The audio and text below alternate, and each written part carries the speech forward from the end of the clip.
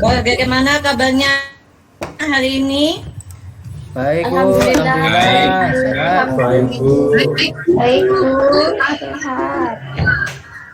Alhamdulillah kalau kayak gitu. Anak-anak bagaimana? Apakah ada pada jaringan kalian? Ada gangguan apa tidak? Tidak ada, Tidak Bu. ada, Bu. Alhamdulillah lancar. Apakah suara saya dengar dengan jelas? Jelas, Bu. Jelas, Bu. Jelas, Bu. Jelas. Baik, kalau seperti itu, untuk mengawal pembelajaran hari ini, saya persilahkan Benny untuk membaca doa. Baik, sebelum kita mulai kegiatan pembelajaran pada pagi hari ini, mari kita berdoa dulu. Berdoa, dipersilahkan. Berdoa selesai. Terima kasih. Tolong dinyalakan dulu semuanya kameranya. Semua ya. Sudah, Bu. Ampun, Bu. Sebelum pembelajaran dimulai, kalian harus mengisi daftar absensi terlebih dahulu yang sudah dibagikan di WA ya. Terus habis itu kalian buka, saya share, kalian buka untuk GCR-nya, Google Classroom-nya. Di sini nanti ada daftar hadir siswa. Nah, silahkan diisi ya. Mari kita mulai dengan yel-yel. Apabila saya ngomong SMK hebat, SMK bisa, SMK yes. Oke, kita bersama-sama ngomong. 1, SMK SMK hebat. SMK yes.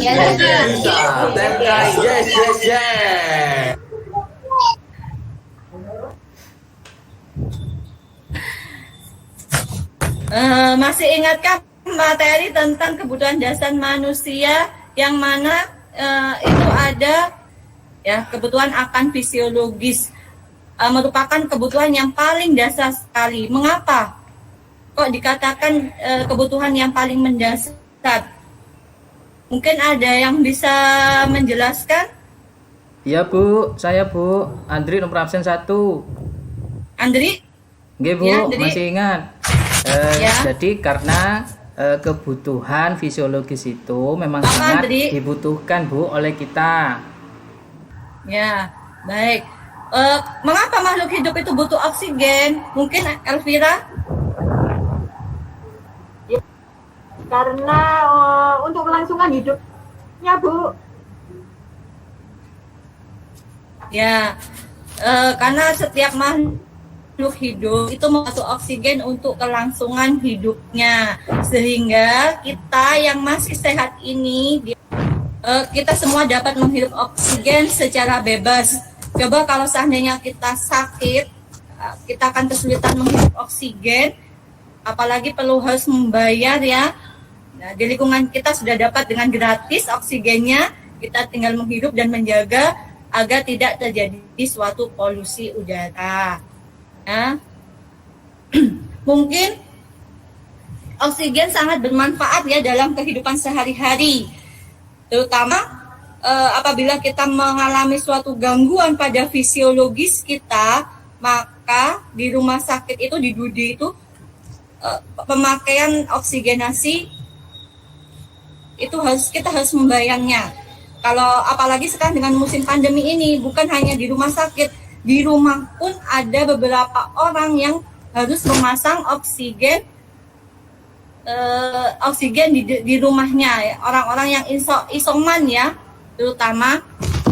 Nah, untuk KD yang kita bahas hari ini dan IPK-nya yaitu kompetensi dasar 3.11, yaitu menganalisis kebutuhan oksigenasi, melakukan penanganan oksigenasi. Terus indikator pencapaian kompetensinya adalah menerangkan sistem organ pernafasan. 3.11.2 menerangkan kebutuhan oksigenasi.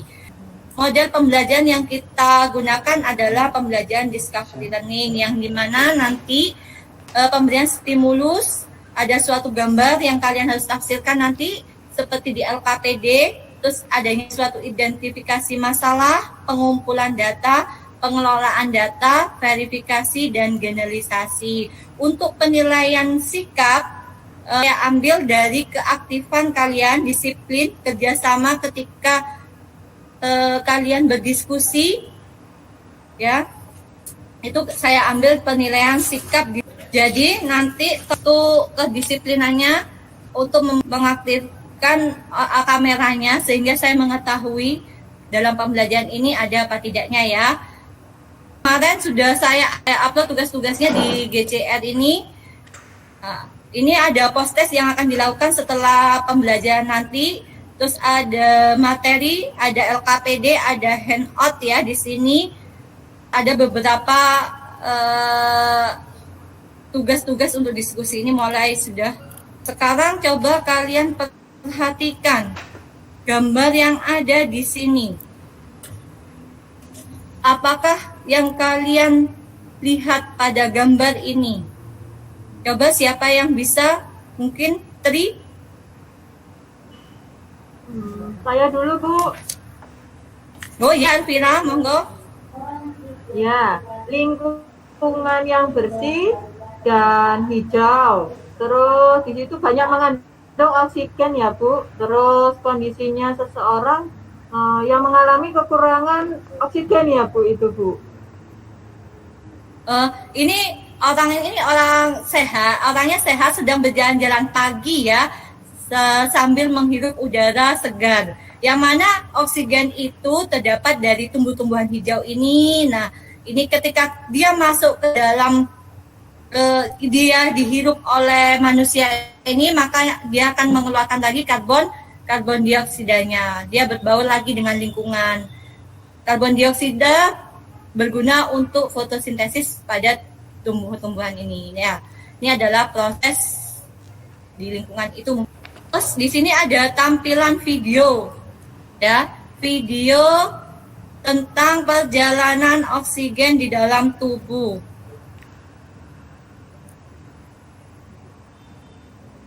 Ini mari kita saksikan. Apa kedengaran ya? Kedengaran, Bu, jelas.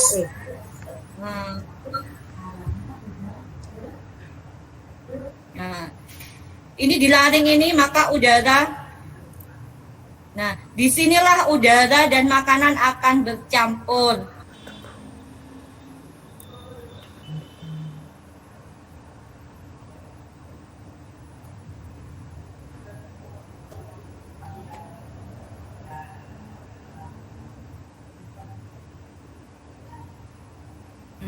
Ini udara ke trakea atau laring. Nanti dia akan ke bronkusnya. Nah, selanjutnya dia ke bronkus.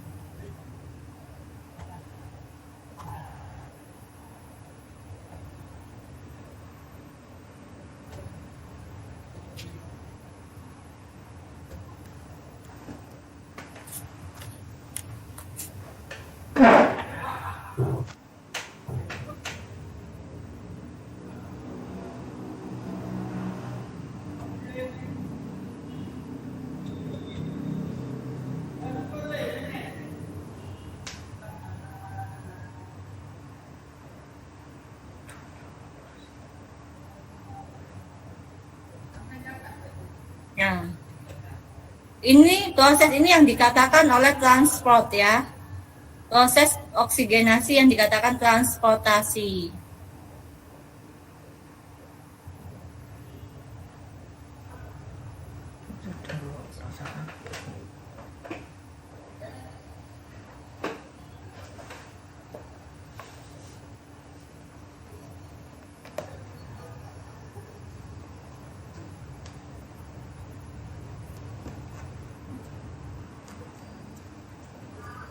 Nah, ini oksigen dibawa oleh hemoglobin.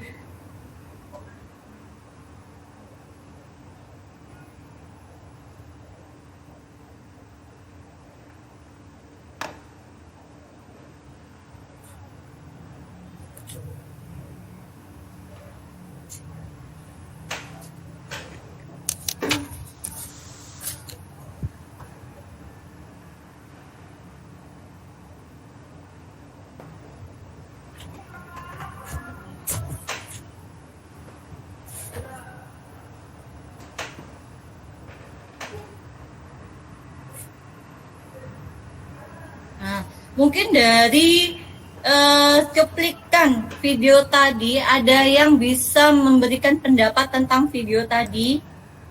Mungkin Andri Iya Bu, saya. bisa memberikan gambaran. Ya Bu, jadi sistem organ pernafasan berdasarkan video yang saya amati itu dibagi menjadi dua Bu, yaitu sistem pernafasan atas dan sistem pernafasan bawah. Ya, mungkin ada yang lain. Gimana Elvira? Itu Bu, tadi itu dari video itu tadi diperlihatkan tempat pertukaran oksigen dan karbon dioksida Bu yang ada di dalam tubuh. Itu Bu. Bagus sekali Elvira. Begini Elvira ya, untuk pertukaran oksigen dan karbon dioksida tadi yang ada di cabang, yang ada di alveoli ya, di alveoli itu termasuk juga dalam proses difusi. Nih di sini mungkin nanti ada yang jadi proses difusi. Jadi aktivitas pertukaran gas-gas oksigen dan karbon dioksida akan antara alveolus dan kapiler dari paru-paru. Mari kita bahas dulu. Kita lihat LKPD kalian di situ. Ini ya, mungkin bisa dilihat di GCR-nya. Ini contohnya. Setelah saya buka, kalian kerjakan sesuai dengan kelompok yang sudah saya pilih masing-masing. Kelompok 1 mungkin bisa membahas tentang sistem pernafasannya. Terus kelompok 2 bisa ke proses oksigenasinya. Kelompok 3 pada fungsi perubahan oksigenasinya. Saya kasih waktu 10 menit mungkin untuk berdiskusi sebentar. Setelah itu kita bahas. Silahkan, waktunya sudah habis. Apakah ada beberapa kelompok yang bisa mereview jawabannya? Monggo, dipersilahkan presentasi kelompok 1. Andri? Ya Bu, saya mewakili dari kelompok 1 akan mempresentasikan hasil diskusi kami. Yang pertama yaitu sistem organ pernafasan itu dibagi menjadi dua, yaitu sistem organ pernafasan atas yang terdiri dari hidung, faring, dan laring. Kemudian yang kedua sistem organ pernafasan bawah yang terdiri dari trakea, bronkus, bronkiolus, alveoli, dan paru-paru. Terima kasih Bu. Ya, mungkin ada pertanyaan dari hasil Saya, Bu, diskusi mau kelompok tanya. 1. Oh iya, Saya Elvira. Bu mau tanya Bu. Iya, Elvira. Saluran pernafasan bagian bawah itu terdiri dari apa saja ya? Mungkin ada yang bisa menjawab. Ya Bu, saya dari Benny? kelompok 1 Bu. Oh ya, Mau Benny. menjawab pertanyaan dari Elvira Bu. Ya. Terdiri dari bronkus, bronkiolus, alveoli, dan paru-paru Bu. Nah, untuk menguatkan pernyataan dari Benny, lah kita lihat di sini ya, sistem organ pernafasan yang paling bagian bawah yaitu bronkus, ada bronkiolus ya, dan alveolus yang merupakan gelembung-gelembung kecil ini. Ya. Apakah Elvira sudah dimengerti? Oh, sampai Bu, sudah jelas Bu. Terima Nah, kasih. mungkin untuk kelompok ya, terima kasih. Mungkin untuk kelompok kedua bisa mempresentasikan hasil diskusinya. Saya Bu. Ya. Ayo Tri. Ya. Di sini saya akan mempresentasikan hasil diskusi kelompok 2, Bu. Proses oksigenasi yang pertama adalah ventilasi. Aktivitas masuk dan keluarnya udara atmosfer dari alveolus ke paru-paru atau sebaliknya. Yang kedua, difusi. Aktivitas pertukaran gas-gas oksigen dan karbon dioksida antara alveolus dan kapiler paru-paru. Yang ketiga, transport. Proses pengangkutan oksigen lewat darah ke sel-sel jaringan tubuh dan sebaliknya, karbon dioksida dari jaringan tubuh ke kapiler. Terima kasih, Bu. Ya, bagus hasil presentasinya. Mungkin ada pertanyaan dari kelompok lain? Saya Bu, tanya Bu. Iya, Benny. Ya, tadi dijelaskan terkait dengan proses ventilasi, Bu. Saya tanya, proses ventilasi itu dipengaruhi apa saja nih, Bu? Terima kasih. Nah, seperti tadi cuplikan yang di video ini, Benny, bahwa dipengaruhi oleh masuknya dan keluarnya udara atmosfer dari alveolus ke paru-paru dan sebaliknya. Jadi kayak tadi ini ya, dari paru-paru dia keluar. Cuplikan video tadi. Mungkin untuk kelompok yang ketiga bisa dipresentasikan. Ya, Bu, saya Bu. Itu tentang hasil diskusi kelompok saya, yaitu tentang perubahan fungsi pernafasan. Di situ ada hiperventilasi, hipoventilasi, sama hipoksia. Sudah itu aja, Bu. Ya, bagus Alvira hasil kelompoknya. Baik, jadi perubahan fungsi dari pernafasan yaitu hiperventilasi berupa sebuah usaha tubuh dalam meningkatkan jumlah oksigen dalam paru-paru agar pernafasan terus hipoventilasi.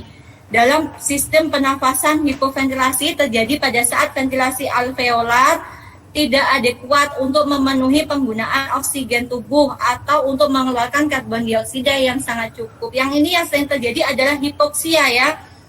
Yang seperti pada saat ini musim pandemi ini dengan adanya virus corona ini yang sekarang lebih sering dikenal dengan adanya happy hipoksia. Namanya bagus ya anak-anak ya, happy hipoksia ya. Tapi mungkin ada yang tahu apa happy hipoksia itu? Hipoventilasi, hipoksia. Happy hipoksia itu kan memang kata-katanya bagus ya, tetapi di sini adalah kekurangan oksigen di dalam tubuh setiap manusia.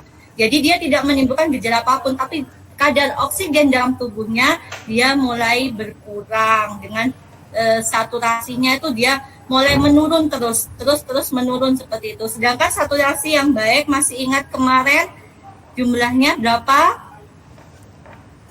97 ya, 97, 98. Ya, mungkin cukup di sini penjelasannya. Ada yang bisa menyimpulkan hasil diskusi saat ini? Saya Bu Guru. Ya Bu Guru. Ya, Bipit. Ya, Silakan. Bu Guru. Saluran pernafasan terdiri dari dua bagian, yaitu saluran pernafasan atas dan saluran pernafasan bawah. Proses pernafasan terbagi juga, yaitu difusi dan transport. Perubahan fungsi pernafasan ada tiga, yaitu hiperventilasi, hipoventilasi, dan hipoksia. Begitu Mungkin Bu Guru kesimpulan terima dari kasih. Terima kasih. Terima kasih Pipit. Terima kasih Pipit. Gimana? Mungkin masih ada pertanyaan? Tidak ada, Bu. Tidak Tidak ada. ada, Bu. Saya ucapkan terima kasih semuanya sudah berperan aktif dalam mengerjakan diskusi pada saat hari ini. Setelah itu saya kasih waktu 20 menit untuk mengerjakan post-testnya. Ya, kalian lihat di GCR-nya untuk post-testnya ada 5 soal IC, silakan dikerjakan. Ada yang bersifat host di mana kalian harus menganalisis ya. Saya tunggu 20 menit.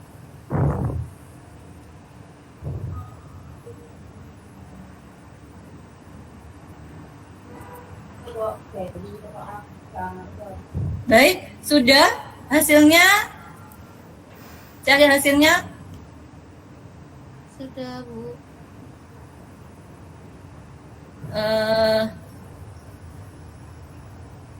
Hasilnya bagus. Mungkin di sini ya ada beberapa yang masih tidak mengetahui bagaimana cara menganalisis suatu soal dengan kejadian-kejadian yang ada di lingkungan sekitar kita dengan konsep apa yang kita sudah pelajari. Ya, untuk pertemuan berikutnya kalian harus untuk post-test berikutnya, soal-soal berikutnya mungkin bisa lebih bisa menganalisis soal-soal kasus tersebut ya. Demikian pertemuan pembelajaran hari ini. Untuk pertemuan minggu depan kita bahas tentang apa saja kebutuhan dan manfaat atau fungsi dari alat-alat oksigenasi dan bagaimana cara pemakaiannya. Saya harap kalian bisa mempelajari terlebih dahulu materi untuk minggu depan. Baik, agar ilmunya lebih bermanfaat, mari kita akhiri dengan bacaan doa. Mungkin ketua kelas bisa dipimpin. Sebelum kita akhiri proses pembelajaran hari ini, mari kita berdoa terlebih dahulu. Berdoa dimulai. Berdoa selesai. Baik, assalamualaikum warahmatullahi wabarakatuh.